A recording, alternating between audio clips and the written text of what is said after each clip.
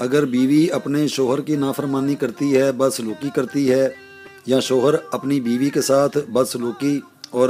کافی ساری غلط حرکتیں کرتا ہے، تو اس حوالے سے یہ جو طلسم ہے اس کو اسی طریقے سے تیار کر کے تو تیار اس کو کرنا چاہیے کہ اگر پہنا ہوا کپڑا ہو تو وہ سب سے بہتر ہے، اگر پہنا ہوا کپڑا نہیں ہے تو پھر کاغذ کے اوپر اس کو تیار کر کے جہاں پر وہ سوتے ہیں اس بستر پر اس کے اندر اس کو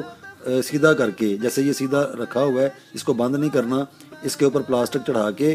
اس کو تکیے میں یا بیڈ شیٹ کے اندر یا جو گدا ہوتا ہے اس کے نیچے رکھ دیا جائے اس کا نام لکھ کر۔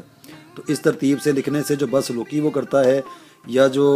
خرابیاں زندگی میں آ جاتی ہیں یا کوئی بھی ایسی وجہ بن جاتی ہے تو وہ ختم ہو جائے گی۔